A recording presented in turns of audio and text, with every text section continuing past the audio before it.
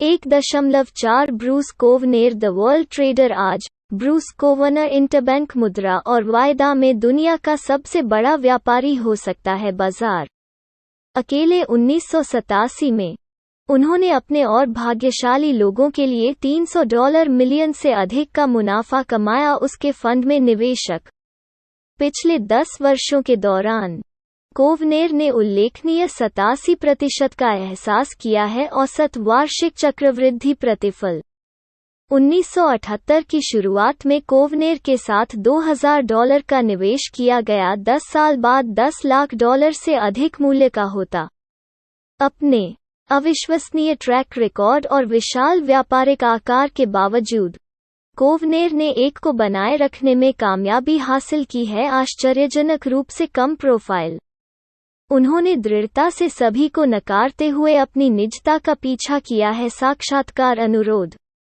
आप सोच रहे होंगे कि मैंने इस साक्षात्कार के लिए सहमति क्यों दी। उन्होंने कहा के तौर पर वास्तव में मैं था, लेकिन मैं सवाल नहीं उठाना चाहता था। मैंने मान लिया था कि उसकी सहमति विश्वास और विश्वास का एक वोट परिलक्षित।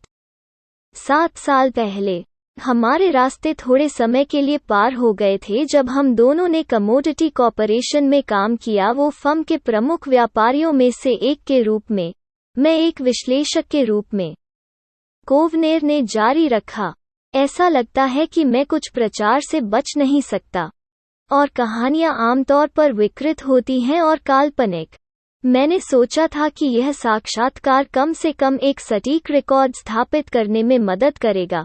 कोवनेर शायद ही किसी ऐसे व्यापारी की सहज छवि में फिट बैठता है जो आमतौर पर कुल चेहरे वाले पदों को धारण करता है। मूल्य अरबों डॉलर में मापा जाता है।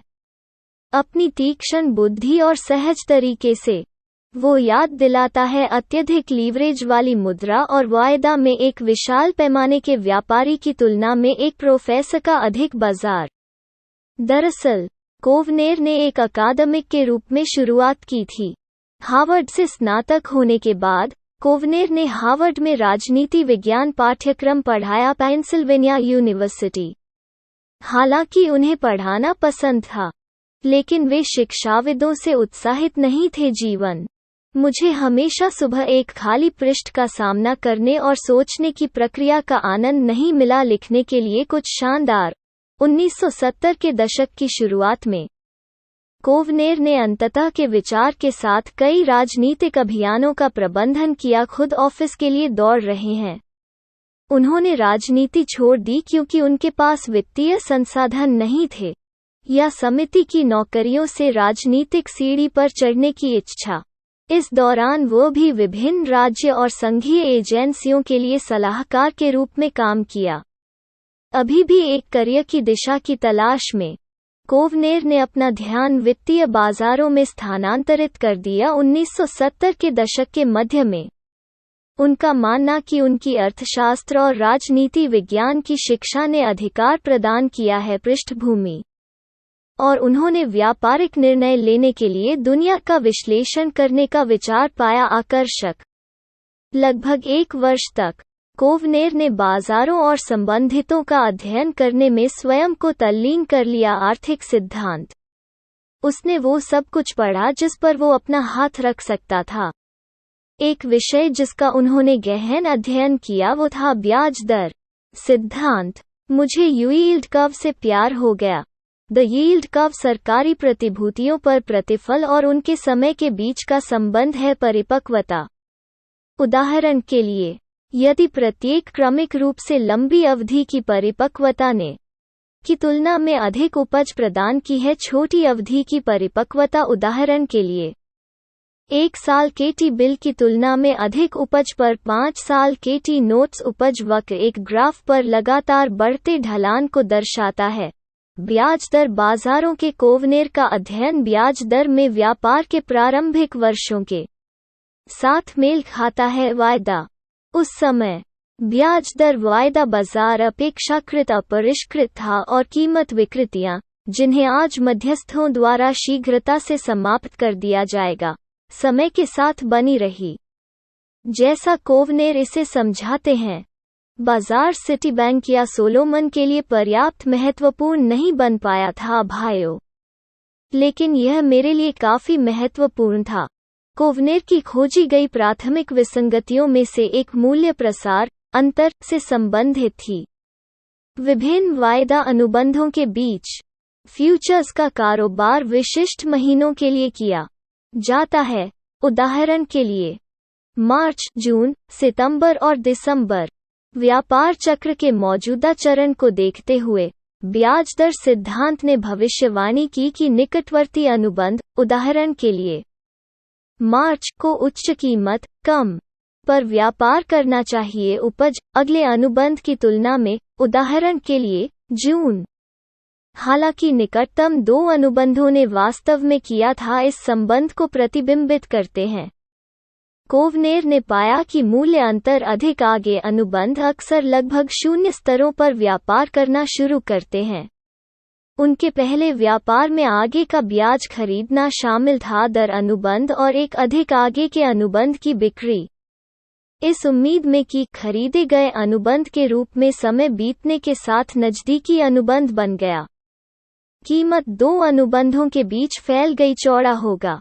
वो पहला व्यापार सिर्फ पाठ्यपुस्तक सिद्धांत के अनुसार काम करता था और कोवनेर एक व्यापारी के रूप में जुड़ा हुआ था। उसका दूसरे व्यापार में एक इंट्रा मार्केट स्प्रेड भी शामिल था, उसी बाजार में दूसरे अनुबंध की बिक्री के खिलाफ एक अनुबंध की खरीद। इस मामले में उसने पास के तांबे का ठेका खरीदा और उसे बेच दिया अधिक आगे का अनुबंध, इस उम्मीद में कि आपूर्ति की जकड़न पास के तांबे का कारण बनेगी आगे की स्थिति के सापेक्ष लाभ प्राप्त करने के लिए अनुबंध। हालांकि उनका विचार अंततः सही साबित हुआ, लेकिन वे थे बहुत जल्दी और उस व्यापार पर पैसा खो दिया। इन दो ट्रेडों के अंत में कोवनेर अभी भी आगे थे के साथ उसकी मूल $3000 हिस्सेदारी लगभग $4000 हो गई है। मेरा तीसरा व्यापार वो है जिसने मुझे वास्तव में व्यवसाय में डाल दिया। 1977 की शुरुआत में एक स्पष्ट कमी थी सोयाबीन बाजार में विकास। यह मांग आधारित बाजार था। हर हफ्ते क्रश था अपेक्षा से अधिक और किसी ने भी आंकड़ों पर विश्वास नहीं किया। क्रश सोयाबीन की मात्रा है सोयाबीन भोजन और सोयाबीन तेल के रूप में उपयोग के लिए संसाधित। मैं जुलाई नवंबर प्रसार देख रहा था। द पुरानी फसल जुलाई अनुबंध और नई फसल नवंबर अनुबंध के बीच मूल्य अंतर। इस समय से ऐसा लग रहा था कि हम सोयाबीन से बाहर निकलने वाले हैं। मैंने सोचा था कि पुरानी फसल जुलाई का अनुबंध होगा, नई फसल नवंबर अनुबंध के लिए अपने प्रीमियम का विस्तार करें। यह प्रसार एक संकीर्ण में कारोबार कर रहा था 60 सेंट प्रीमियम जुलाई के करीब समेकन। मुझे लगा कि मैं अपने आप को नीचे से आसानी से रोक सकता हूं लगभग 45 सेंट के प्रीमियम पर समेकन। उस समय मुझे नहीं पता था कि प्रसार कितना अस्थिर हो सकता है।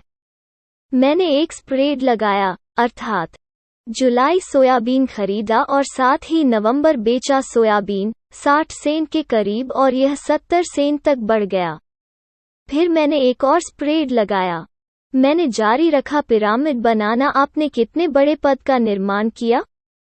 मैंने अंततः लगभग 15 अनुबंधों की स्थिति के लिए निर्माण किया, लेकिन इससे पहले मुझे ब्रोकरेज बदलना नहीं पड़ा। फर्म जब मैंने शुरुआत की थी, मैं एक छोटे ब्रोकरेज हाउस में ट्रेडिंग कर रहा था।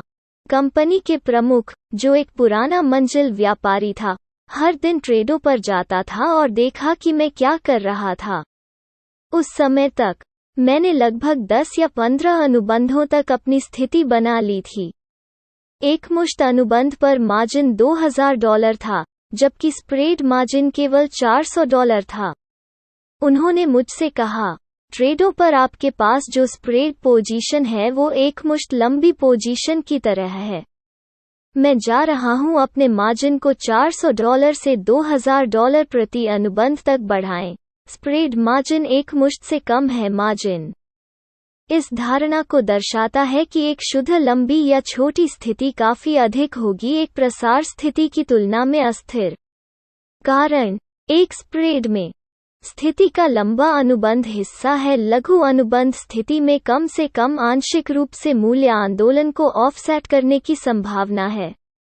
कमी में स्थिति, हालांकि, एक अंतर फसल प्रसार, जैसे लंबी जुलाई सोयाबीन, लघु नवंबर सोयाबीन कर सकते हैं नेट लॉन्ग या शॉर्ट पोजीशन की तरह लगभग अस्थिर साबित होते हैं। वो स्पष्ट रूप से आपकी स्थिति में जोखिम से काफी चिंतित था। हाँ, वो चिंतित था कि मैंने व्यवहार करने वाले स्प्रेड पर केवल $400 मार्जिन प्रति स्प्रेड रखा था, एक शुद्ध लंबी स्थिति की तरह। दरअसल, वो ज्यादा दूर नहीं था, वो सही था, लेकिन मैं गुस्से में था। इसलिए मैंने अपना खाता किसी अन्य ब्रोकरेज फर्म में स्थानांतरित कर दिया, जो कि गुमनाम रहेंगे, उन कारणों से जो जल्द ही स्पष्ट हो जाएंगे। आप गुस्से में थे क्योंकि आपको लगा कि वो अनुचित हो रहा है, या ठीक है, मुझे यकीन नहीं है कि मैंने सोचा था कि वो अनुचित था, लेकिन मैं निश्चित रूप से जानता था कि वो मेरे लिए एक बाधा था। उद्देश्य, मैंने अपना खाता एक प्रमुख ब्रोकरेज हाउस में स्थानांतरित कर दिया, और एक ब्रोकर मिला जो बहुत नहीं था सुयोग्य। बाजार ऊपर चढ़ता रहा और मैं अपनी स्थिति में इजाफा करता रहा। मैंने अपना पहला लगाया था 25 फरवरी को, फैला 12 अप्रैल तक। मेरा खाता $35,000 तक था।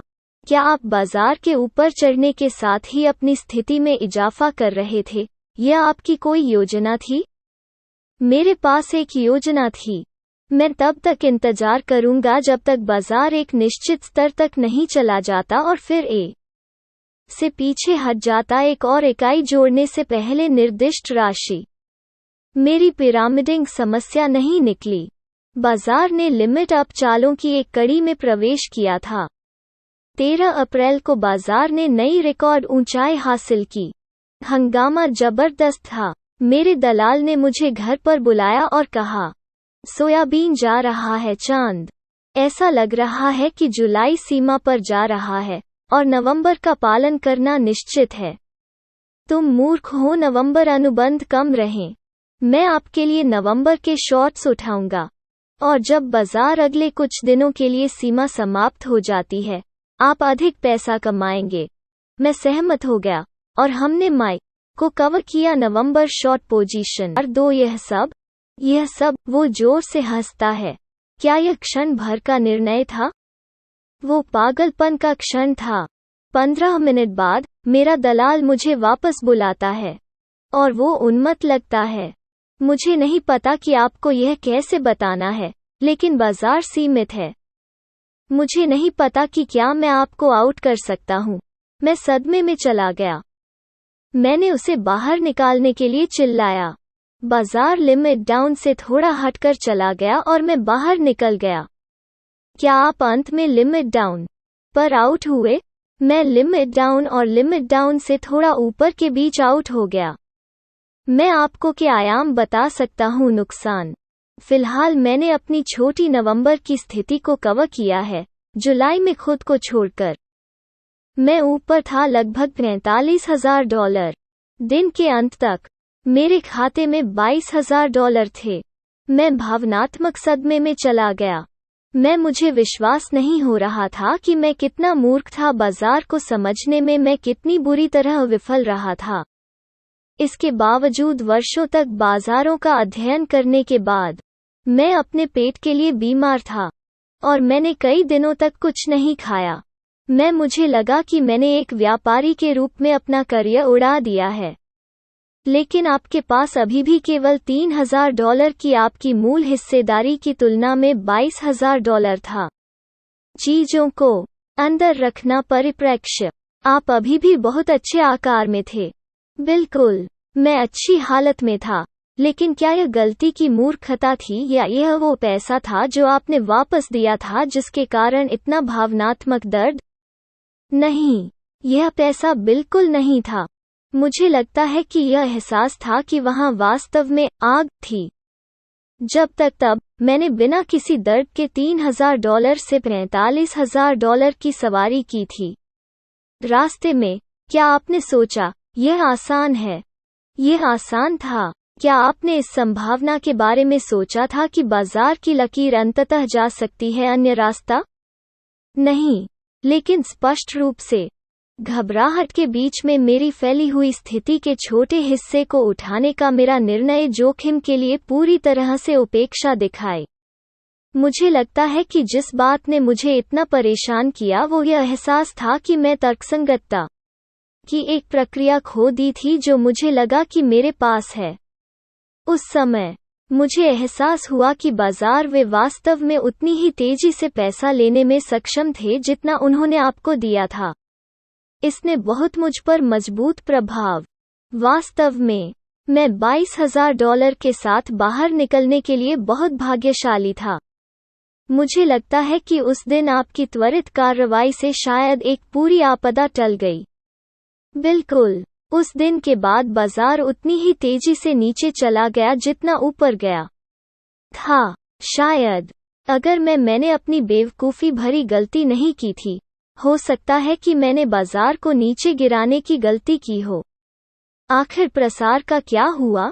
फैलाव ढह गया। आखिरकार यह उस स्तर से नीचे चला गया जिस पर मैंने इसे पहली बार खरीदना शुरू किया था।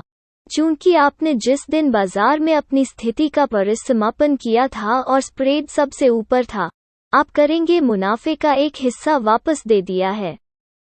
भले ही यह विनाशकारी निर्णय के लिए नहीं था, आपको बाजार से बाहर कर दिया। यह सच हो सकता है, लेकिन मेरे लिए वो मेरा गोइंग बस्ट व्यापार था। मैं अब तक के सबसे करीब था बस्ट जा रहा है और मनोवैज्ञानिक रूप से ऐसा लगा जैसे मेरे पास था। क्या वो आपका सबसे दर्दनाक व्यापार था? हाँ, कहीं दूर। भले ही आपने वास्तव में व्यापार पर पर्याप्त मात्रा में पैसा कमाया हो, मैंने उस व्यापार पर अपने पैसे को लगभग 6 गुना बढ़ा दिया। मैं निश्चित रूप से पागलपन से भरा हुआ था और समझ में नहीं आया कि मेरी स्थिति कितनी जोखिम भरी थी।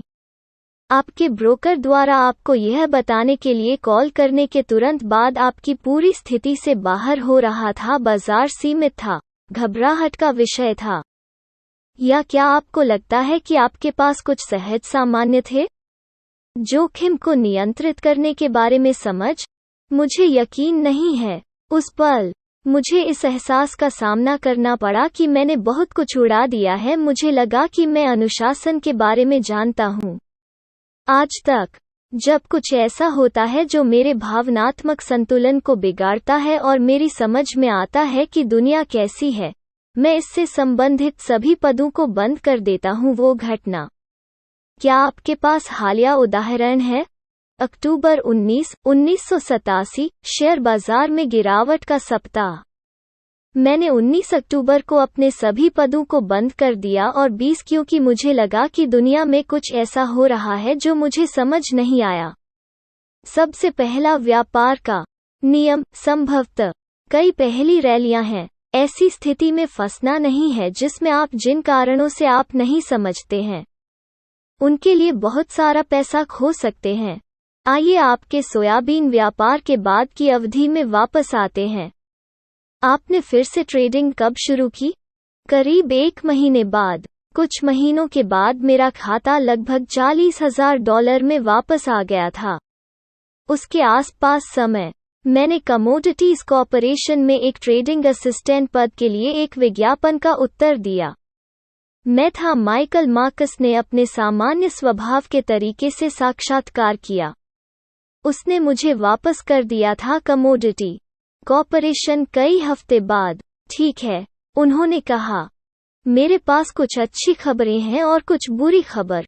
बुरी खबर यह है कि हम आपको ट्रेडिंग सहायक के रूप में काम पर नहीं रख रहे हैं। अच्छी खबर यह है कि हम आपको एक व्यापारी के रूप में काम पर रख रहे हैं। कमोडिटी कॉर्पोरेशन ने आपको व्यापार करने के लिए कितना पैसा दिया? $35,000। क्या आप उसी समय अपना खुद का पैसा भी व्यापार कर रहे थे? हाँ, और यह एक ऐसी चीज है जिससे मैं बहुत खुश हूँ। कमोडिटी कॉर्पोरेशन की एक नीति थी कि आपको अपने व्यक्तिगत खाते के साथ साथ कंपनी खाते और माइकल और आई का व्यापार करने की अनुमति दी। बहुत आक्रामक व्यापारी थे। क्या आप माइकल से प्रभावित थे? ओह हाँ, बहुत। माइकल ने मुझे एक बात सिखाई जो अविश्वसनीय रूप से महत्वपूर्ण थी, विराम। यह एक महान लीड इन है। पंच लाइन क्या है? उन्होंने मुझे सिखाया कि आप $1 मिलियन कमा सकते हैं। उसने मुझे दिखाया कि अगर तुमने खुद को लागू किया, महान चीजें हो सकती हैं। उस बिंदु को चूकना बहुत आसान है जिसे आप वास्तव में कर सकते हैं। उसने मुझे दिखाया कि यदि आप कोई पद लेते हैं और अनुशासन का उपयोग करते हैं, तो आप वास्तव में इसे बना सकते हैं। ऐसा लगता है जैसे उसने आपको आत्मविश्वास दिया हो। सही। उन्होंने मुझे एक और बात भी सिखाई जो बेहद महत्वपूर्ण है। आपको बनाने के लिए तैयार रहना होगा, नियमित रूप से गलतियां। इसमें कुछ भी गलत नहीं है। माइकल ने मुझे अपना सर्वश्रेष्ठ बनाने के बारे में सिखाया। निर्णय, गलत होना, अपना अगला सर्वश्रेष्ठ निर्णय लेना, गलत होना, अपना तीसरा सर्वश्रेष्ठ बनाना निर्णय, और फिर अपने पैसे को दोगुना करना। आप दुनिया के सबसे सफल व्यापारियों में से एक हैं। केवल एक छोटी संख्या है आपके कैलिबर के व्यापारी।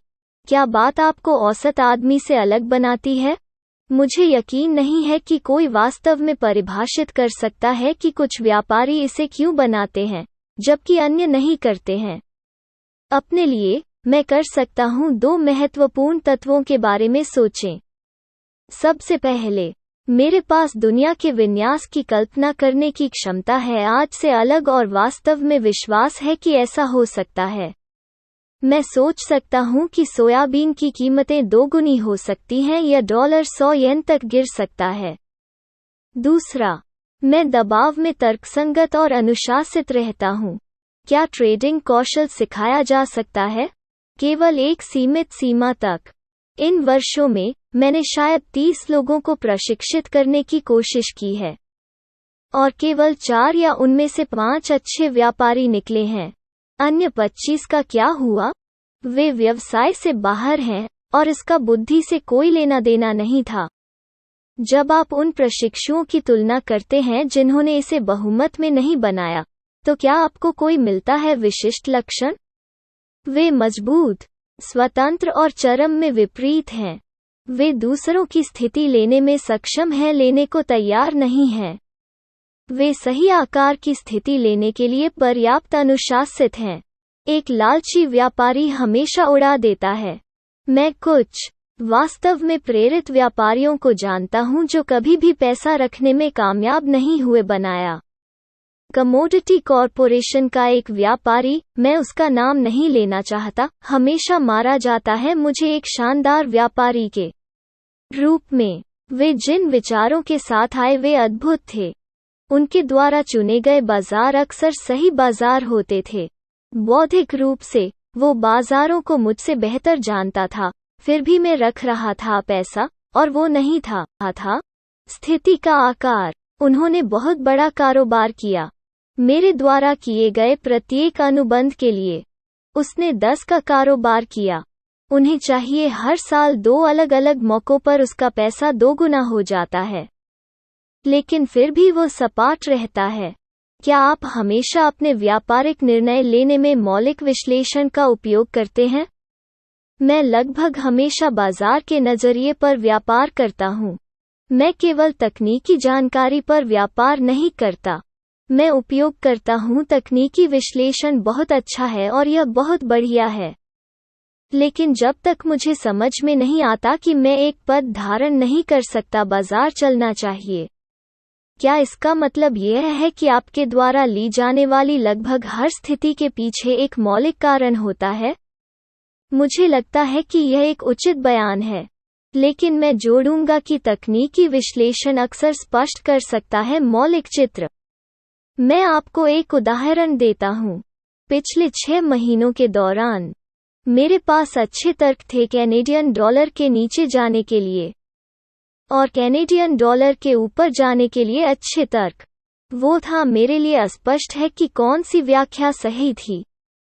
अगर तुमने मेरे सिर पर बंदूक रख दी होती और मुझे मजबूर कर दिया होता एक बाजार दिशा चुने, मैंने शायद नीचे कहा होगा। तब यूएस कनाडाई व्यापार समझौते की घोषणा की गई, जिसने पूरी तस्वीर बदल दी।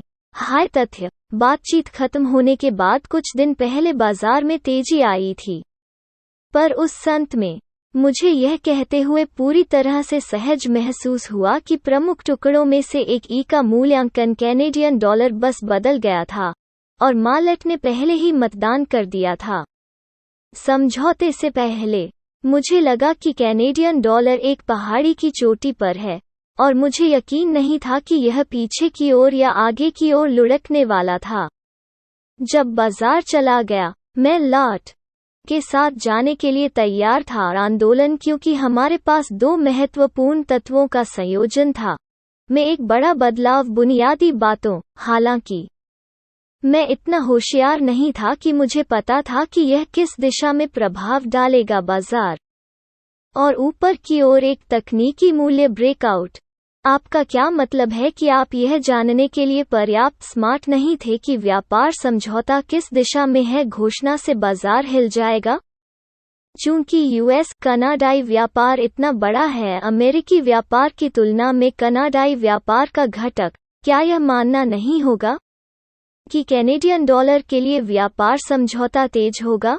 ऐसा नहीं होना था। मैं आसानी से यह मान सकता था कि व्यापार समझौता नकारात्मक था कैनेडियन डॉलर के लिए, क्योंकि व्यापार बाधाओं को समाप्त करने से आयात की अनुमति होगी। कनाडा के हितों को डुबोने के लिए अभी भी कुछ विश्लेषक हैं जो उस तर्क का पालन करते हैं। मेरे मुद्दा यह है कि अच्छी तरह से वाकिफ ट्रेलर हैं जो मुझसे ज्यादा जानते हैं। मैं बस बातें रखता हूँ साथ में। टीफी को पता था कि किस रास्ते पर जाना है और उन्होंने कैनेडियन को खरीदकर बाजार में मतदान किया। डॉलर क्या उस उदाहरण का सामान्यीकरण है कि जब एक महत्वपूर्ण मौलिक विकास होता है, मालेट चाल की प्रारंभिक दिशा अक्सर लंबी अवधि का एक अच्छा संकेत होता है? रुझान बिल्कुल। बाजार आमतौर पर आगे बढ़ता है क्योंकि ऐसे लोग हैं जिन्हें WIO आपसे ज्यादा जानता है। के लिए उदाहरण के लिए, सोवियत संघ एक बहुत बड़ा व्यापारी है। किस बाजार में अच्छा व्यापारी? मुद्राओं में और अनाज में कुछ हद तक। कोई कैसे जानता है कि सोवियत क्या कर रहे हैं? क्योंकि सोवियत वाणिज्यिक बैंकों और डीलरों के माध्यम से कार्य करते हैं और आप इसके बारे में सुनते हैं। यह मेरे लिए विरोधाभासी लगता है कि एक देश जो अपनी अर्थव्यवस्था चलाने में इतना गरीब है एक अच्छा व्यापारी होना चाहिए। हाँ, लेकिन अगर आप व्यवसाय में लोगों से पूछेंगे तो आप पाएंगे कि वे हैं। क्यों या कैसे? यह एक मजाक है, लेकिन शायद वे हमारे कुछ मेल पढ़ते हैं। सोवियत और अन्य सरकारें कभी कभी अग्रिम जानकारी होती है। उन्हें क्यों नहीं करना चाहिए? उनके पास सबसे अच्छा विकसित है दुनिया में खुफिया सेवा। खुफिया समुदाय में यह एक सर्वविदित तथ्य है कि सोवियत और अन्य वाणिज्यिक संचार पर छिपकर बातें करने में सक्षम हैं। इसीलिए बड़ी कमोडिटी ट्रेडिंग फर्म कभी कभी बहुत संवेदनशील होने पर स्क्रैम्बलर्स का उपयोग करती हैं। कॉल मेरा कहना यह है कि हजारों कठिन से समझने वाले तंत्र हैं जो बाजार का नेतृत्व करते हैं। जो खबर उनके डेस्क पर बैठे किसी गरीब व्यापारी तक पहुंचने से पहले ही चलन में आ जाती है। लेकिन एक जो चीज बाजार में आती है वो एक बड़ी बिक्री या खरीद है। क्या यह तकनीकी विश्लेषण के लिए बुनियादी युक्तिकरण नहीं है? तकनीकी विश्लेषण, मुझे लगता है, में बहुत कुछ है जो सही है और एक बड़ा सौदा है जो मुम्बो जम्बो है। यह एक दिलचस्प बयान है। क्या है सही और क्या है काला जादू? कुछ तकनीशियनों द्वारा तकनीकी विश्लेषण से जुड़ा बहुत प्रचार है जो दावा करते हैं कि यह भविष्य की भविष्यवाणी करता है। तकनीकी विश्लेषण अतीत को ट्रैक करता है, यह भविष्य की भविष्यवाणी नहीं करता है। आपको उपयोग करना होगा कुछ व्यापारियों की पिछली गतिविधि क्या कह सकती है। इसके बारे में निष्कर्ष निकालने के लिए आपकी अपनी बुद्धि अन्य व्यापारियों की भविष्य की गतिविधि के बारे में। मेरे लिए तकनीकी विश्लेषण थर्मामीटर की तरह है। कट्टरपंथी जो कहते हैं कि वे भुगतान नहीं करने जा रहे हैं चार्ट पर कोई भी ध्यान एक डॉक्टर की तरह है जो कहता है कि वो एक मरीज का तापमान नहीं लेने जा रहा है। लेकिन जाहिर है यह सरासर मूर्खता होगी। यदि आप बाजार में एक जिम्मेदार भागीदार हैं तो आप हमेशा जानना चाहते हैं कि बाजार कहाँ है, चाहे वो गर्म और उत्साहजनक हो या ठंडा और स्थिर हो। आपको बढ़त देने के लिए आप बाजार के बारे में सब कुछ जानना चाहते हैं। तकनीकी विश्लेषण पूरे बाजार के वोट को दर्शाता है और इसलिए असामान्य रूप से उठाता है व्यवहार। परिभाषा के अनुसार जो कुछ भी एक नया चार्ट पैटर्न बनाता है वो कुछ असामान्य है। ये तो बहुत मेरे लिए मूल्य कार्रवाई के विवरण का अध्ययन करना महत्वपूर्ण है, यह देखने के लिए कि क्या मैं इस बारे में कुछ देख सकता हूँ कि कैसे हर कोई मतदान कर रहा है। चार्ट का अध्ययन अत्यंत महत्वपूर्ण है और मुझे मौजूदा असमानताओं के प्रति सचेत करता है और संभावित परिवर्तन। क्या आप कभी कभी व्यापार करते हैं क्योंकि आप एक चार्ट देखते हैं और कहते हैं मैंने यह पैटर्न देखा है पहले, और यह अक्सर बाजार की प्रगति का अग्रदूत होता है, यानी भले ही आप न करें कोई मौलिक कारण है। हाँ, मैं कभी कभी ऐसा करूँगा। मैं इसे केवल एक व्यापारी के रूप में जोड़ूंगा जिसने बहुत कुछ देखा है और किया है बहुत सारे बाजारों में। ट्रेडिंग रेंज से कीमतों में उतार चढ़ाव के बारे में मेरे लिए कुछ भी निराशाजनक नहीं है कि कोई नहीं समझता। क्या इसका मतलब यह है कि आप आमतौर पर ब्रेकआउट के साथ जाते हैं? जरूर, लेकिन बाजार अक्सर झूठे ब्रेकआउट से ग्रस्त होते हैं। इससे कहीं अधिक होना चाहिए। तंग भीड़ जिसमें ब्रेकआउट उन कारणों से होता है जिन्हें कोई नहीं समझता है, आमतौर पर अच्छे होते हैं। जोखिम इनाम व्यापार। उस दिन वॉल स्ट्रीट जर्नल में एक कहानी होने के कारण होने वाले ब्रेकआउट के बारे में क्या? यह बहुत कम प्रासंगिक होगा। भौतिकी में हाइजेनबर्ग सिद्धांत के लिए एक सादृश्य प्रदान करता है बाजार। अगर कुछ बारीकी से देखा जाता है तो संभावना है कि यह प्रक्रिया में बदल जाएगा।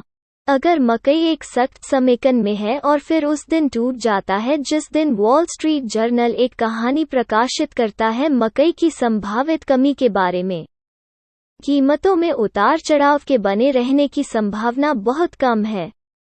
अगर हर कोई मानता है कि मकई के फूटने का कोई कारण नहीं है और यह अचानक होता है, संभावना है कि वहां एक महत्वपूर्ण अंतर्निहित कारण बहुत अधिक है। ऐसा लगता है कि आप कह रहे हैं कि कीमतों में उतार चढ़ाव के बारे में जितनी कम व्याख्या होगी, बेहतर यह दिखता है। खैर, मुझे ऐसा लगता है, सट्टेबाजों द्वारा जितना अधिक मूल्य पैटर्न देखा जाता है, उतना ही अधिक प्रवण होता है झूठे संकेत हैं। बाजार जितना अधिक गैर सट्टा गतिविधि का उत्पाद होता है, उतना ही अधिक होता है तकनीकी ब्रेकआउट का महत्व। कंप्यूटरीकृत प्रवृत्ति निम्नलिखित प्रणालियों के अत्यधिक उपयोग में वृद्धि हुई है। झूठे तकनीकी संकेतों की आवृत्ति। मुझे ऐसा लगता है, तथ्य यह है कि तकनीकी प्रणालियों पर अरबों डॉलर का व्यापार होता है जो उपयोग करते हैं मूविंग एवरेज या अन्य सरल पैटर्न रिग्निशन अप्रोच कई और फॉल्स सिग्नल उत्पन्न करने में मदद करते हैं। मैंने स्वयं इसी तरह के सिस्टम विकसित किए हैं ताकि मैं बता सकूं कि अन्य सिस्टम कब है किक करने जा रहा है। अगर यह स्पष्ट है कि कीमतें बढ़ रही हैं क्योंकि ये अरबों में लात मार रहे हैं बाजार, यह एक ब्रेकआउट होने की तुलना में बहुत कम दिलचस्प है क्योंकि रूसी खरीद रहे हैं। मान लीजिए कि आप एक समेकन चरण से ऊपर की ओर ब्रेकआउट पर एक बाजार खरीदते हैं और कीमत आपके विरुद्ध चलने लगती है, अर्थात वापस सीमा में। आप कैसे जानते हैं कि कब प्राप्त करना है बाहर? आप छोटे पुलबैक और खराब व्यापार के बीच अंतर कैसे बताते हैं? जब भी मैं किसी पोजीशन में प्रवेश करता हूं, मेरे पास एक पूर्व निर्धारित स्टॉप होता है। यही एकमात्र तरीका है जिससे मैं सोच सकता हूं। मुझे पता है जहां मैं अंदर जाने से पहले बाहर निकल रहा हूं। एक व्यापार पर स्थिति का आकार स्टॉप द्वारा निर्धारित किया जाता है और स्टॉप तकनीकी आधार पर निर्धारित किया जाता है। उदाहरण के लिए, यदि बाजार एक व्यापारिक सीमा के बीच में है, उस सीमा के भीतर अपना स्टॉप लगाने का कोई मतलब नहीं है, क्योंकि आपको बाहर निकाले जाने की संभावना है। मैं हमेशा मेरे स्टॉप को किसी तकनीकी बाधा से परे रखें। क्या आप इस समस्या में नहीं आते हैं कि बहुत से अन्य लोग एक ही स्टॉप पॉइंट का उपयोग कर रहे होंगे और बाजार को उस स्टॉप लेवल तक खींचा जा सकता है? मैं इसके बारे में कभी नहीं सोचता, क्योंकि तकनीकी बाधा के बारे में बात और मैंने तकनीकी का अध्ययन किया है एक लंबे समय के लिए। बाजार का पहलू यह है कि अगर आप सही हैं तो बाजार वहां नहीं जाना चाहिए। मैंने कोशिश की एक ऐसे बिंदु से बचें जो फर्श व्यापारियों को आसानी से मिल सके। कभी कभी मैं अपना पड़ाव एक स्पष्ट स्थान पर रख सकता हूं। बिंदु, अगर मुझे लगता है कि यह बहुत दूर है या आसानी से पहुंचना बहुत मुश्किल है। एक वास्तविक उदाहरण लेने के लिए, हाल ही में शुक्रवार की दोपहर को बांडों में एक उच्च वेग देखा गया, एक विस्तारित व्यापारिक सीमा से बाहर टूटना। जहां तक मैं बता सकता हूं, यह मूल्य परिवर्तन इस प्रकार आया, पूर्ण आश्चर्य। मुझे इस आधार पर बॉन्ड बेचने में बहुत सहज महसूस हुआ कि अगर मैं सही था, व्यापार बाजार को इसे पिछले ओवरहेड की एक निश्चित राशि के माध्यम से वापस नहीं करना चाहिए। समेकन, वो मेरा पड़ाव था। मैं उस स्थिति में आसानी से सो गया, क्योंकि मुझे पता था कि मैं बाहर हो जाऊंगा व्यापार के अगर ऐसा हुआ। स्टॉप के बारे में बात करते हुए, मुझे लगता है कि आप जिस आकार का व्यापार करते हैं, उसके कारण आपके स्टॉप हमेशा मानसिक होते हैं। रुक जाता है, या यह जरूरी नहीं कि सच हो। आइए इसे इस तरह से रखें। मैंने अपने जीवन को व्यवस्थित किया है ताकि पड़ावों का ध्यान रखा जा सके। वे कभी नहीं हैं मंजिल, लेकिन वे मानसिक नहीं हैं। अंततः आपको क्या बताता है कि आप एक प्रमुख स्थिति व्यापार पर गलत हैं? आपका स्टॉप पॉइंट होगा अपने शुरुआती नुकसान को सीमित करें। लेकिन यदि आप अभी भी व्यापार के मूल विश्लेषण में विश्वास करते हैं, मुझे लगता है कि आप इसे फिर से कोशिश करेंगे। यदि आप बाजार की सामान्य दिशा के बारे में गलत हैं, क्या आप नुकसान की एक श्रृंखला नहीं लेंगे? आप किस बिंदु पर व्यापार विचार पर तौलिया फेंकते हैं? सबसे पहले, पैसे का नुकसान ही मुझे धीमा कर देता है, इसलिए मैं अपनी स्थिति कम कर देता हूं। दूसरे, मैं आपके द्वारा वर्णित स्थिति तकनीकी तस्वीर में बदलाव मुझे दूसरे विचार देगा। के लिए उदाहरण के लिए, यदि मैं डॉलर पर मंदी का अनुभव कर रहा हूं और एक प्रमुख मध्यवर्ती उच्च प्रवेश कर गया है, तो मैं मेरे विचार का पुनर्मूल्यांकन करना होगा। पहले आपने उल्लेख किया था कि आपने प्रदान करने के लिए अपनी खुद की प्रवृत्ति निम्नलिखित प्रणाली विकसित की थी। इस बात का सूचक है कि ऐसी प्रणालियों के तहत प्रबंधित की जाने वाली बड़ी राशि कहां हो सकती है, बाजार में आने की उम्मीद है। क्या आप किसी भी हिस्से का व्यापार करने के लिए अपनी खुद की प्रवृत्ति निम्नलिखित प्रणालियों का उपयोग करते हैं? आपके द्वारा प्रबंधित धन का? हाँ, लगभग 5%। क्या यह आपके आत्मविश्वास का स्तर है? मुझे लगता है कि यह नकारात्मक 5% नहीं है, इसलिए यह और भी खराब हो सकता है। कुल मिलाकर, मेरे सिस्टम पैसे कमाते हैं, लेकिन उनमें अस्थिरता की विशेषताएं हैं और इससे संबंधित समस्याएं हैं। जोखिम नियंत्रण जो मुझे पसंद नहीं है, लेकिन चूंकि वे मेरे अन्य व्यापार से विविधीकरण की पेशकश करते हैं, इसलिए मैं उनका उपयोग करता हूं एक छोटी सी डिग्री के लिए। क्या आपको लगता है कि एक ऐसा सिस्टम विकसित करना संभव है जो एक अच्छे ट्रेडर के साथ साथ काम भी कर सके?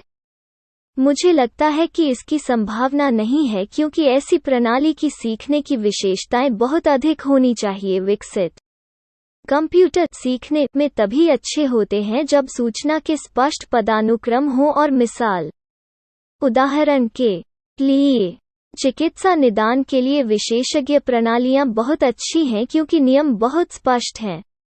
व्यापार के लिए विशेषज्ञ प्रणाली विकसित करने में समस्या यह है कि नियम, व्यापार और निवेश का खेल बदलता रहता है। मैंने विशेषज्ञ प्रणाली के साथ काम करने में कुछ समय बिताया है। डेवलपर्स और हमने निष्कर्ष निकाला कि व्यापार इस दृष्टिकोण के लिए एक खराब उम्मीदवार था, क्योंकि व्यापारिक निर्णयों में कई प्रकार के ज्ञान और जानकारी की व्याख्या करने के नियम शामिल हैं। बदलते रहें। क्या यह तथ्य कि आप अपने शुरुआती वर्षों में किए गए व्यापार की तुलना में इतने बड़े आकार का व्यापार कर रहे हैं, ये अधिक कठिन है? मेरे ट्रेडों के इष्टतम आकार के लिए पर्याप्त तरलता वाले बहुत कम बाजार हैं। आप वर्तमान में कितने पैसे का प्रबंधन कर रहे हैं? $650 मिलियन से अधिक। मुझे लगता है कि इसमें से आधे से अधिक पूंजी की सराहना के कारण है। हाँ, अकेले पिछले साल का मुनाफा लगभग $300 मिलियन था। ऐसे कौन से बाजार हैं जहां अपर्याप्त तरलता के कारण आपको वास्तव में व्यापार करने में परेशानी होती है? एक बाजार का एक उदाहरण मुझे बहुत पसंद है, लेकिन जिसमें तरलता अक्सर खराब होती है, वो है तांबा। हाय तांबा, मैं अब हाथी हूँ। तांबे जैसे बाजार में किस आकार के आकार को आराम से ले जाया जा सकता है, इससे पहले कि यह हो जाए समस्या? मैं कहूँगा, एक दिन में आप आराम से 500 से 800 अनुबंधों को स्थानांतरित कर सकते हैं, असहज रूप से। कुछ हद तक उससे भी अधिक। लेकिन तांबे की दैनिक मात्रा वर्तमान में केवल 7,000 से 10,000 अनुबंध और बहुत कुछ है उसमें से स्थानीय व्यापार या फैलता है। इसके विपरीत टी बॉन्ड बाजार में आप 5,000 अनुबंधों को स्थानांतरित कर सकते हैं बिना किसी समस्या के। आप अंतरबैंक मुद्रा बाजार में भी बहुत बड़े आकार में स्थानांतरित कर सकते हैं। क्या आप कॉफी जैसे बाजार में व्यापार कर सकते हैं, जिसमें गहरी तरलता नहीं है, लेकिन कभी कभी कर सकते हैं व्यापक रुझान विकसित करें? हाँ, मैंने पिछले साल कॉफी का व्यापार किया और उसमें कुछ मिलियन डॉलर कमाए। अब अगर मैं $600 का प्रबंधन कर रहा हूँ मिलियन, और मैं कॉफी ट्रेडों पर $2 मिलियन के मुनाफे में किक करता हूँ, यह वास्तव में इतना मायने नहीं रखता है। मैं वास्तव में यह उल्टा भी हो सकता है, क्योंकि मैं कॉफी पर ध्यान केंद्रित करने के लिए समय और ऊर्जा खर्च करता हूँ, मुद्रा बाजारों पर मेरा ध्यान कम करता है, जिसका मैं कहीं अधिक भारी व्यापार करता हूँ। ऐसा प्रतीत होता है कि आप एक आकार स्तर पर पहुंच गए हैं जो आपके ट्रेडिंग प्रदर्शन को बाधित करता है, चूंकि आपके पास पर्याप्त व्यक्तिगत फंड हैं। क्या आपने कभी सिर्फ अपना खुद का व्यापार करने पर विचार किया है, पैसा और पैसे के प्रबंधन में सभी संबंधित सिरदर्द से बचना? हाँ, लेकिन मेरे नहीं आने के कई कारण हैं। हालांकि मैं अपने खुद के पैसे का एक बड़ा सौदा में निवेश करता हूँ, मेरे फंड का वो हिस्सा जो प्रबंधित धन है, एक कॉल का प्रतिनिधित्व करता है, विकल्प के सादृश्य जिसमें मूल्य वृद्धि की स्थिति में असीमित लाभ की संभावना है, लेकिन घटना में इसकी लागत तक सीमित जोखिम है गिरावट का। मैं इसे फ्लिप करने के लिए नहीं कहता, क्योंकि मेरे निवेशकों के बीच मेरी प्रतिष्ठा बेहद है, मेरे लिए महत्वपूर्ण है। लेकिन एक सममित जीत हार की स्थिति की तुलना में एक कॉल एक बेहतर स्थिति है। क्या आपके द्वारा प्रबंधित की जा सकने वाली धनराशि की कोई व्यावहारिक सीमा है? अधिकांश जिन्स वायदा बाजारों में निश्चित रूप से है। हालांकि मुद्राओं, ब्याज दरों और में कच्चे तेल जैसी कुछ वस्तुओं की सीमाएं हैं, लेकिन वे बहुत अधिक हैं। मैं बहुत सावधानी से योजना बना रहा हूं, मैं जिस फंड का प्रबंधन कर रहा हूं उसके आकार में भविष्य के विकास का प्रबंधन करें। जब आप उन बाजारों में ऑर्डर देते हैं जो सबसे अधिक तरल नहीं हैं, दूसरे शब्दों में नहीं टी बॉन्ड या प्रमुख मुद्राएं, क्या आप पाते हैं कि आपके ऑर्डर वास्तव में बाजार को आगे बढ़ा रहे हैं? वे कर सकते हैं, लेकिन मैं कभी भी बाजार को धमकाता नहीं हूं। इसके बारे में बात करते हुए अक्सर बहुत बड़े व्यापारियों के बारे में कहानियां सुनी जाती हैं जो उन्हें धक्का देने की कोशिश कर रहे हैं, बाजार ऊपर या नीचे। क्या वो काम करता है? मुझे ऐसा नहीं लगता। यह अल्पावधि के लिए किया जा सकता है, लेकिन अंततः यह गंभीर गलतियों को जन्म देगा। ये आमतौर पर अहंकार और अंतर्निहित बाजार संरचना के साथ संपर्क का नुकसान होता है, दोनों मौलिक और तकनीकी रूप से। जिन व्यापारियों को मैं जानता हूँ, जिन्होंने अपनी क्षमता के बारे में बहुत सोचा और बाजार को धमकाने की कोशिश की, अंततः ओवरट्रेडिंग की गलती की और नीचे चला गया। क्या आप किसी का नाम लिए बिना कोई उदाहरण दे सकते हैं? हाल ही में एक ब्रिटिश व्यापारिक संगठन के गंभीर संकट में पड़ने का एक उदाहरण है। कच्चे तेल के बाजार को घेरने की कोशिश की। पहले तो वे सफल हुए, लेकिन फिर उन्होंने नियंत्रण और कच्चा तेल खो दिया। कीमतों में $4 की गिरावट आई। अंतिम परिणाम क्या था? उन्हें लगभग $40 मिलियन का नुकसान हुआ और संगठन मुश्किल में है। आप शायद दुनिया के किसी भी अन्य वायदा व्यापारी की तुलना में अधिक धन का प्रबंधन कर रहे हैं। कैसे करें? जब आप हारने की अवधि में आते हैं तो आप भावनात्मक तनाव को संभालते हैं। व्यापार का भावनात्मक बोझ काफी है। किसी भी दिन मुझे लाखों डॉलर का नुकसान हो सकता है। अगर आप इन नुकसानों को व्यक्तिकृत करते हैं, आप व्यापार नहीं कर सकते। क्या नुकसान अब आपको बिल्कुल परेशान करते हैं? केवल एक चीज जो मुझे परेशान करती है, वो है खराब धन प्रबंधन। हर बार मुझे एक नुकसान होता है जो है उल्लेखनीय रूप से बहुत बड़ा, लेकिन पैसे खोने की प्रक्रिया में मुझे कभी भी बहुत अधिक कठिनाई नहीं हुई। जब तक क्योंकि नुकसान ध्वनि व्यापार तकनीकों के परिणाम थे। जुलाई नवंबर के छोटे हिस्से को उठाना सोयाबीन स्प्रेड एक ऐसा उदाहरण था जिसने मुझे डरा दिया। मैंने उससे जोखिम नियंत्रण के बारे में बहुत कुछ सीखा। अनुभव, लेकिन दिन प्रतिदिन की प्रक्रिया के रूप में नुकसान उठाना मुझे परेशान नहीं करता है। क्या आपके पास कोई खोने का साल था? हाँ, 19,811 में लगभग 16% का नुकसान हुआ। क्या यह आपके द्वारा की गई त्रुटियों या बाजारों की प्रकृति के कारण था? यह दोनों का संयोजन था। मेरी मुख्य समस्या यह थी कि यह भारत का पहला बड़ा भालू बाजार था जिन वस्तुओं का मैंने अनुभव किया था, और भालू बाजारों में बैल बाजारों की तुलना में अलग विशेषताएं हैं। क्या बाजारों के हमेशा ऊपर की ओर रुझान में रहने के बारे में आत्मसंतुष्ट होने की बात थी? नहीं, समस्या यह थी कि एक भालू बाजार की प्रमुख विशेषता बहुत तेज नीचे है। आंदोलनों के बाद त्वरित रिट्रेसमेंट में हमेशा बहुत देर से बिकता और फिर रुक जाता, जो बाद में एक व्यापक झूलते भीड़भाड़ पैटर्न का हिस्सा साबित हुआ। एक भालू बाजार में आपको पोजीशन में प्रवेश करने के लिए तेज काउंटर ट्रेंड रैलियों का उपयोग करना होगा। उस वर्ष आपने और क्या गलतियां की? मेरा धन प्रबंधन खराब था। मेरे पास बहुत से सहसंबद्ध ट्रेड थे। क्या उस साल आपका आत्मविश्वास डगमगा गया था? क्या आप ड्राइंग बोर्ड पर वापस गए? मैं वापस गया और बहुत सारे जोखिम प्रबंधन प्रणालियों को डिजाइन किया। मैंने इस पर सख्त ध्यान दिया, मेरे सभी पदों के सहसंबंध।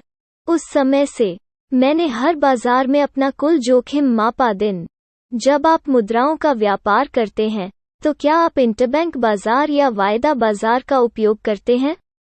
मैं केवल इंटरबैंक बाजार का उपयोग करता हूं, जब तक कि मैं MM के खिलाफ आर्बिट्रेज व्यापार नहीं कर रहा हूं। द अंतर्राष्ट्रीय मुद्रा बाजार IMM शिकागो मर्केंटाइल एक्सचेंज की सहायक कंपनी है और दुनिया का सबसे प्रमुख मुद्रा वायदा विनिमय तरलता बहुत बेहतर है। लेनदेन लागत बहुत कम है और यह 24 घंटे का बाजार है, जो हमारे लिए महत्वपूर्ण है क्योंकि हम सचमुच 24 घंटे व्यापार करते हैं। आपके व्यापार का कौन सा हिस्सा मुद्राओं में है? औसतन हमारे मुनाफे का लगभग 50 से 60% मुद्रा व्यापार से आता है। मुझे लगता है कि आप वर्तमान में सक्रिय रूप से कारोबार कर रहे 5 से अधिक मुद्राओं का व्यापार कर रहे हैं। IMM हम किसी भी मुद्रा का व्यापार करते हैं जो अत्यधिक तरल है। वस्तुतः सभी यूरोपीय मुद्राएं, उन सहित स्कैंडिनेवियाई देशों के सभी प्रमुख एशियाई मुद्राएं और मध्य पूर्व मुद्राएं। क्रॉस संभवतः सबसे महत्वपूर्ण व्यापारिक वाहन हैं जिनका हम उपयोग करते हैं कि आप IMM पर व्यापार नहीं कर सकते। क्रॉस एक व्यापार है जिसमें 2 विदेशी देश शामिल होते हैं। उदाहरण के लिए, ब्रिटिश पाउंड खरीदना और ड्यूशमार्क के बराबर डॉलर की राशि बेचना एक क्रॉस है। आप IMM पर क्रॉस का व्यापार नहीं कर सकते हैं क्योंकि उनके पास निश्चित अनुबंध आकार हैं। लेकिन आप अनुबंधों की संख्या के अनुपात को समायोजित करके IMM पर एक क्रॉस कर सकते हैं, प्रत्येक स्थिति के डॉलर मूल्य को बराबर करने के लिए 2 मुद्राओं के बीच।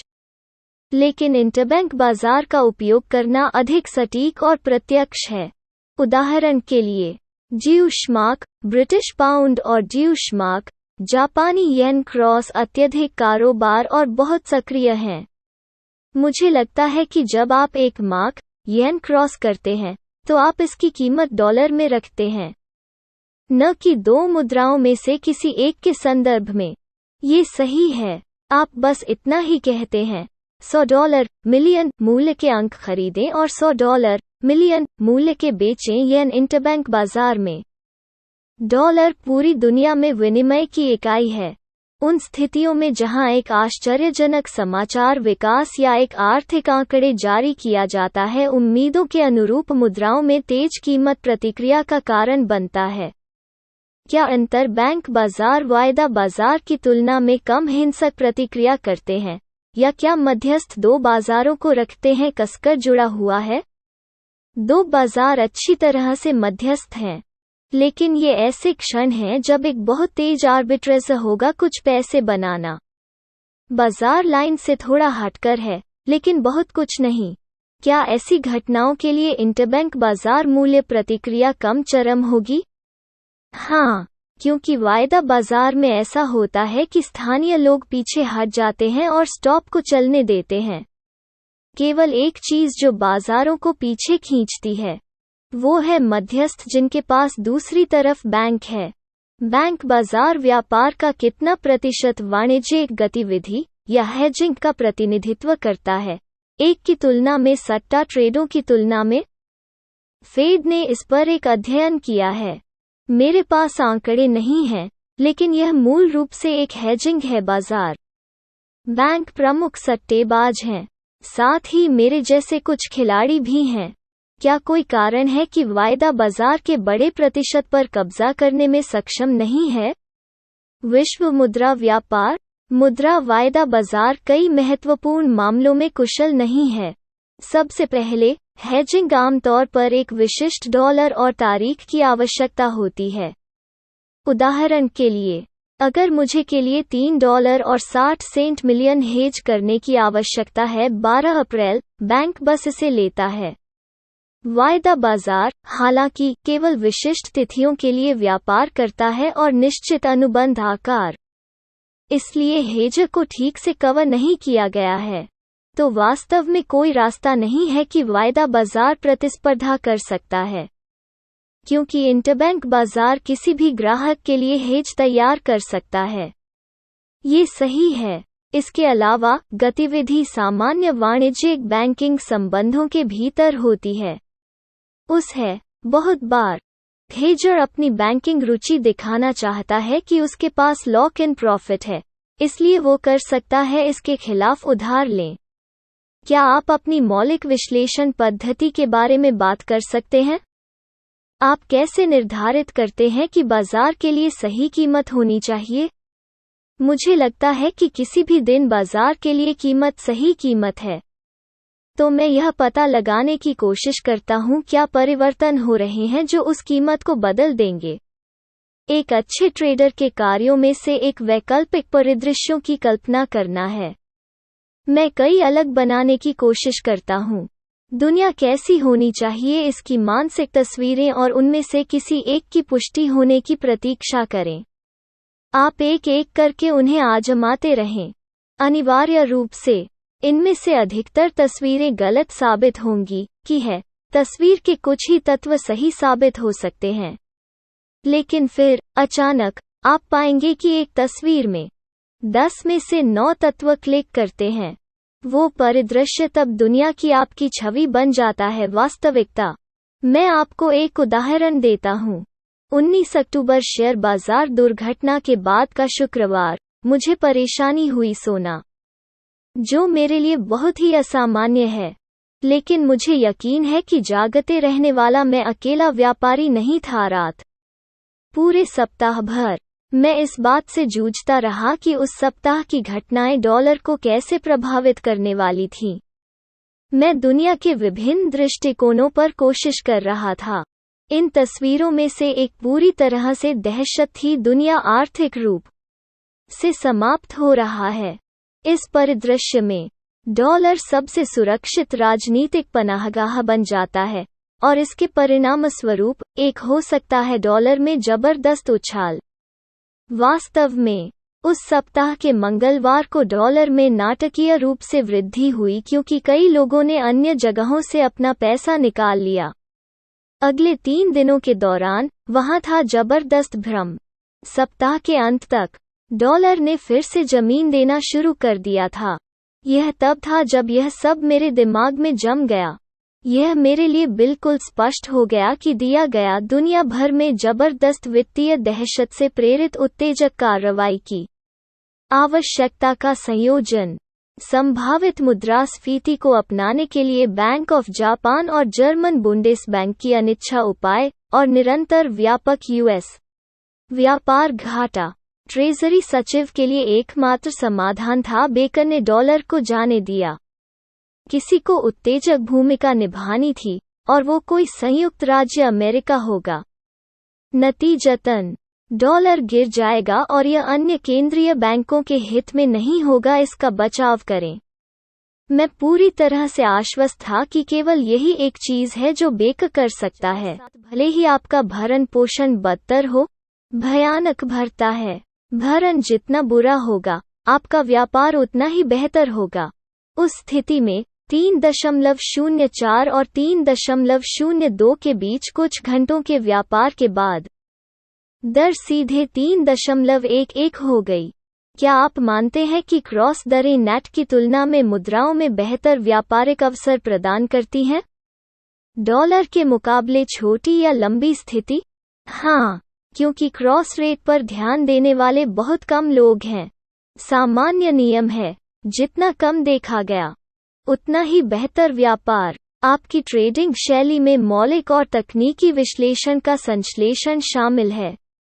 लेकिन अगर मैं होता तुमसे कहो, ब्रूस, हम तुम्हें एक कमरे में रखने जा रहे हैं और तुम्हारे पास या तो सब कुछ हो सकता है मूलभूत जानकारी जो आप चाहते हैं, या सभी चार्ट और तकनीकी इनपुट जो आप चाहते हैं, लेकिन केवल एक, आप किसे चुनेंगे?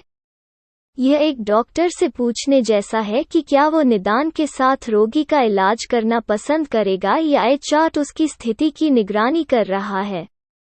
आपको दोनों की जरूरत है, लेकिन यदि कुछ भी हो तो मूल बातें अधिक हैं अब महत्वपूर्ण। 1970 के दशक में अकेले तकनीकी विश्लेषण का उपयोग करके पैसा कमाना बहुत आसान था। बहुत कम झूठे ब्रेकआउट थे। आजकल हर कोई एक चार्टिस्ट है, और एक बहुत बड़ा है तकनीकी व्यापार प्रणालियों की संख्या। मुझे लगता है कि बदलाव ने तकनीकी के लिए इसे बहुत कठिन बना दिया है। व्यापारी, क्या आपको लगता है कि प्रवृत्ति निम्नलिखित प्रणाली दृष्टिकोण अंततः स्वयं को नष्ट कर देगा? अपने स्वयं के आकार का वजन और यह तथ्य कि इनमें से अधिकांश प्रणालियां समान दृष्टिकोणों का उपयोग कर रही हैं? मुझे लगता है कि यह सच है। केवल एक चीज जो उन तकनीकी प्रणालियों को बचाएगी वो है उच्च अवधि मुद्रास्फीति, जब सरल प्रवृत्ति निम्नलिखित पद्धतियां फिर से काम करेंगी। हालांकि वहां नहीं है। मेरे मन में सवाल है कि अगर हमारे पास मुद्रास्फीति की स्थिर मध्यम दर है तो तकनीकी व्यापार सिस्टम एक दूसरे को मार देंगे। आइए अपनी बातचीत को शेयर बाजार में स्थानांतरित करें। क्या आप मानते हैं कि शेयर बाजार व्यवहार करता है अन्य बाजारों से अलग, और यदि हाँ, तो कैसे? शेयर बाजार में कहीं अधिक अल्पकालिक काउंटर ट्रेंड है। बाजार के ऊपर जाने के बाद यह हमेशा नीचे आना चाहता है। कमोडिटी बाजार भौतिक वस्तुओं की आपूर्ति और मांग से संचालित होते हैं, अगर कोई वास्तविक कमी है तो कीमतों में बढ़ोतरी का रुझान बना रहेगा। तो अगर स्टॉक इंडेक्स बाजार में बहुत अधिक उथल-पुथल है, तो क्या कोई तकनीकी दृष्टिकोण है जो कर सकता है काम? शायद, लेकिन वे बदलते रहते हैं। मैंने पाया है कि बहुत दीर्घकालीन निर्णय लेने वाली प्रणालियां बड़े शेयर बाजार की प्रगति को पकड़ें, लेकिन आपको बहुत व्यापक स्टॉप का उपयोग करने की आवश्यकता है। तो शोर को छानने के लिए आपको बहुत लंबे समय तक रहना होगा। अधिकांश व्यापारियों की तुलना में बहुत अधिक समय तक संभाल सकता है क्योंकि उस रणनीति में बड़े पैमाने पर सवारी करना शामिल है। रिट्रेसमेंट एक वैकल्पिक दृष्टिकोण के रूप में, मुझे पता है कि व्यापारियों में से एक स्टॉक में बहुत अच्छा करता है। सूचकांक बाजार यह पता लगाने की कोशिश कर रहा है कि शेयर बाजार सबसे अधिक व्यापारियों को कैसे नुकसान पहुंचा सकता है। यह लगता है उसके लिए काम करो। वो इसे कैसे माप सकता है? वो मार्केट सेंटिमेंट नंबरों को देखता है, लेकिन मूल रूप से यह आंतक महसूस करने का मामला है। कुछ आलोचकों ने अक्टूबर 1987 की दुर्घटना के लिए प्रोग्राम ट्रेडिंग को जिम्मेदार ठहराया है। अपने क्या है भावना? मुझे लगता है कि दो अलग अलग तत्व शामिल थे। सबसे पहले, अत्यधिक उच्च कीमतों ने शेयर बाजार को छोड़ दिया गिरावट की चपेट में है, जो बढ़ती ब्याज दरों और अन्य मूलभूत कारणों से उत्पन्न हुई थी। दूसरा, उस गिरावट को पेंशन फंडों की भारी बिक्री से बल मिला, जो इसमें शामिल थे, तथाकथित पोर्टफोलियो बीमा। क्या हम आर्बिट्रेज टाइप प्रोग्राम ट्रेडिंग के विपरीत पोर्टफोलियो बीमा के बारे में बात कर रहे हैं? पोर्टफोलियो बीमा में स्टॉक की कीमतों में गिरावट के रूप में स्टॉक इंडेक्स फ्यूचर्स को व्यवस्थित रूप से बेचना शामिल है, और कीमतों में वृद्धि होने पर उन शॉर्ट्स को कवर करना, पोर्टफोलियो जोखिम को कम करने के लिए। प्रोग्राम ट्रेडिंग आमतौर पर एक टोकरी में विपरीत स्थिति के खिलाफ स्टॉक इंडेक्स फ्यूचर्स को खरीदने और बेचने के लिए संदर्भित करता है, स्टॉक जब दोनों की कीमतें लाइन से बाहर हैं। सही एकमात्र तरीका जिससे मध्यस्थता को समस्या में योगदान करने के लिए कहा जा सकता है, बल्कि मदद की तुलना में, यह है कि यदि यह प्रोग्राम ट्रेडिंग आर्बिट्रेज के लिए नहीं होता, तो पोर्टफोलियो बीमा कभी विकसित नहीं होता। इसलिए बाजार में गिरावट के लिए मध्यस्थों को ही दोषी ठहराया जाना चाहिए, जैसा कि उन्होंने किया था। पोर्टफोलियो बीमा संभव है? हाँ, यदि आप ब्रैडी रिपोर्ट पढ़ते हैं, तो आप देखेंगे कि पोर्टफोलियो बीमाकर्ता बाजार में आ गए हैं। कुछ ही घंटों में अरबों डॉलर की बिक्री। बाजार इसे पचा नहीं पा रहा था।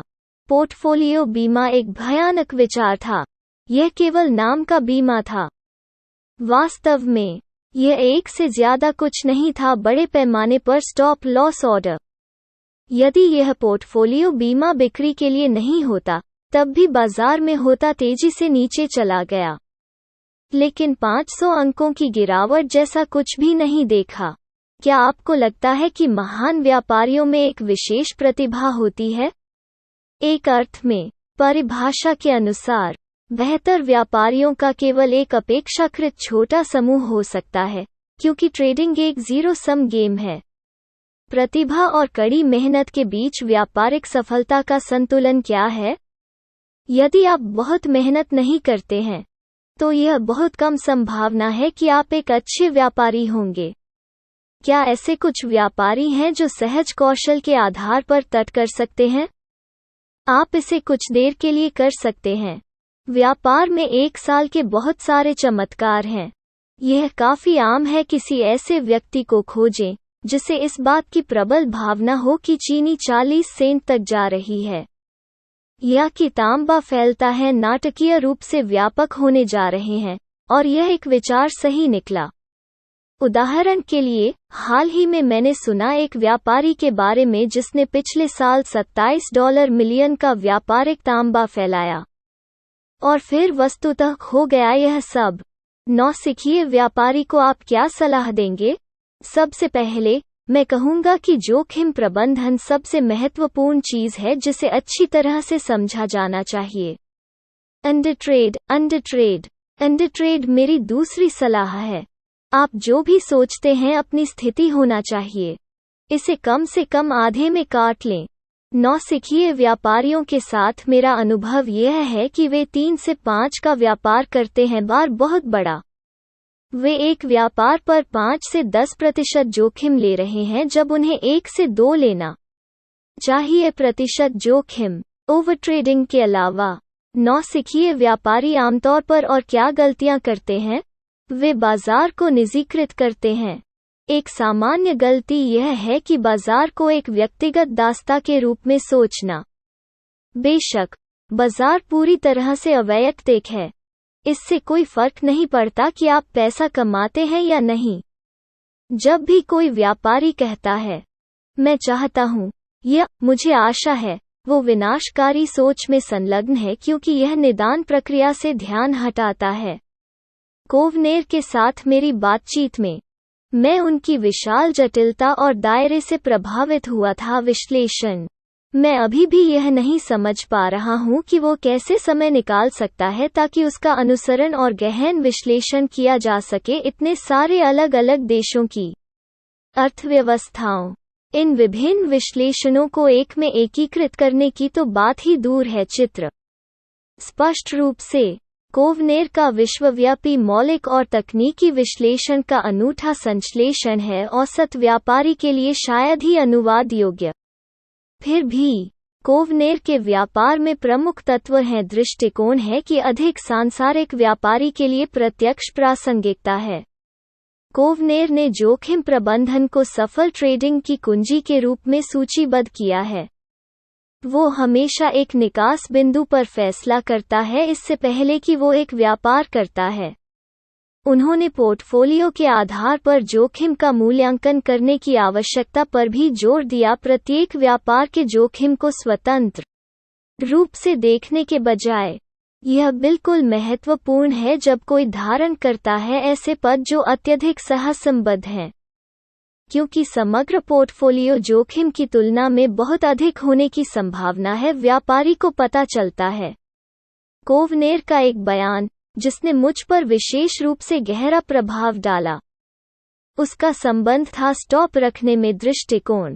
मैं अपना स्टॉप ऐसे बिंदु पर रखता हूं जो बहुत दूर है या पहुंचना बहुत मुश्किल है आसानी से। इस तरह कोवनेर इस संभावना को अधिकतम करता है कि उसे एक व्यापार से नहीं रोका जाएगा, यह सही साबित होता है, जबकि साथ ही कठोर धन प्रबंधन अनुशासन बनाए रखता है। इस दृष्टिकोण के पीछे दर्शन यह है कि पूर्व निर्धारित अधिकतम डॉलर का आवंटन करना बेहतर है एक व्यापक स्टॉप का उपयोग करते हुए। एक व्यापार में कम संख्या में अनुबंधों के लिए जोखिम। यह बिल्कुल उल्टा है ठेठ व्यापारी का, जो प्रति अनुबंध नुकसान को सीमित करने की कोशिश करेगा, लेकिन जितने अनुबंधों का व्यापार करेगा संभव। एक दृष्टिकोण जिसके परिणामस्वरूप आमतौर पर कई अच्छे ट्रेडों को बंद कर दिया जाता है, बाजार प्रत्याशित दिशा में चलता है। नैतिक यह है, अपने स्टॉप को उस बिंदु पर रखें जहां पहुंचने पर यथोचित रूप से इंगित करेगा कि व्यापार गलत है, मुख्य रूप से उस अधिकतम डॉलर की राशि द्वारा निर्धारित बिंदु पर नहीं जिसे आप प्रति अनुबंध खोने के लिए तैयार हैं। यदि सार्थक स्टॉप पॉइंट का तात्पर्य है प्रति अनुबंध असुविधाजनक रूप से बड़ा नुकसान, अनुबंधों की एक छोटी संख्या का व्यापार। कोवनेर की सबसे खराब व्यापारिक गलती उनका बस्ट ट्रेड, जैसा कि वे इसे कहते हैं, के परिणामस्वरूप हुआ पल निर्णय। मेरा अपना निजी अनुभव इस बात को रेखांकित करता है कि शायद ट्रेडों का कोई वर्ग के साथ निम्न पर ध्यान दिए बगैर एक बार रणनीति का चयन करने के बाद इस्तेमाल किया जाने वाला दृष्टिकोण। व्यापारी को अपने गेम प्लान पर टिके रहना चाहिए और आवेगी व्यापारिक निर्णयों से बचें। उदाहरण के लिए, एक अनियोजित व्यापार करना क्योंकि एक मित्र के पास है, बस इसकी सिफारिश की। पूर्व निर्धारित स्टॉप पॉइंट तक पहुंचने से पहले किसी स्थिति को समाप्त करना क्योंकि एक प्रतिकूल मूल्य आंदोलन। अंत में, कोवनेर एक अच्छे व्यापारी को मजबूत, स्वतंत्र और चरम में विपरीत के रूप में देखते हैं, अनुशासन और गलतियों को महत्वपूर्ण लक्षणों के रूप में करने और स्वीकार करने की इच्छा को इंगित करता है। विजेता व्यापारी